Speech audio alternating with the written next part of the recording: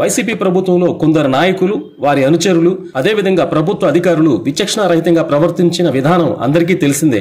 అయితే నరసాపురం మాజీ ఎంపీ, ప్రస్తుత టీడీపీ ఉండి ఎమ్మెల్యే రఘురామకృష్ణరాజును అప్పట్లో కస్టడీలోకి తీసుకుని చితకబాదడమే కాకుండా చిత్రహింసలకు గురిచేసిన కేసులో సిఐడి విశ్రాంత ఏఎస్పీ విజయపాల్ను పోలీసులు విచారిస్తున్నారు. పోలీసులు అడుగుతున్న ప్రశ్నలకు ఆయన డొంకతిరుగుడు సమాధానాలు ఇస్తూ తప్పించుకుంటున్నట్టు సమాచారం.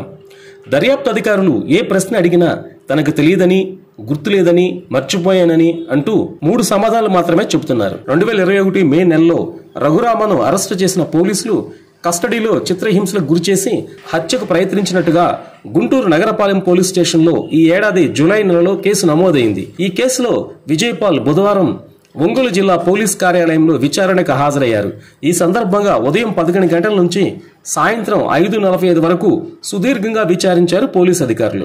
దర్యాప్తు అధికారుల ప్రశ్నలకు సూటిగా సమాధానాలు చెప్పకుండా తాను ఏ తప్పు చేయలేదని చెప్పినట్టుగా సమాచారం. కస్టడీలో రఘురామకృష్ణరాజును ఎందుకు కొట్టారు, ఆయన అరికాళ్లపై గాయాలు ఎందుకయ్యాయి, హైదరాబాద్ నగరంలో రఘురామను అరెస్టు చేసి గుంటూరు తరలించిన తర్వాత న్యాయమూర్తి ఎదుట ఎందుకు హాజరుపరచకుండా సిఐడి కార్యాలయంలో రాత్రంతా ఎందుకు నిర్బంధించారు, ఈ కేసు నమోదైన గంటల వ్యవధిలోనే ఎందుకు అరెస్టు చేయాల్సి వచ్చింది, ఇటువంటి ప్రశ్నలకు ఆయన చాలా తెలివిగా అదుర్సు సినిమాలో జూనియర్ ఎన్టీఆర్ చెప్పిన డైలాగులను తిరిగి వల్లివేసినట్టుగా సమాచారం. ఏమడినా గానీ తనకు తెలియదు, గుర్తులేదు, మర్చిపోయారని సమాధానం ఇచ్చారు.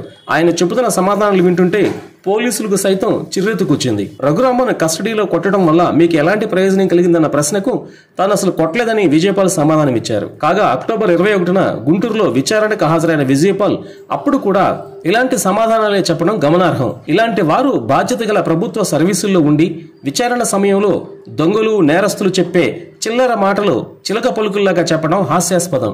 ఇలాంటి విశ్రాంత అధికారులు ఇప్పుడు చెప్పే డొంకతిరుగుడు సమాధానాలు రేపు కరుడుగట్టిన నేరస్తులకు కూడా మార్గదర్శకాలుగా ఉంటుందన్న ఇంగితం లేకపోతే ఎలా? ఇలాంటి వారు తీసుకుంటున్న జీతాలు లేదా పెన్షన్లు కూడా ప్రజల సొమ్మని గుర్తుందో లేదో మరి వాళ్ళకి. ఇలాంటి అధ్వాన స్థితిలో రాష్ట్రాన్ని పరిపాలించింది నాటి ప్రభుత్వం.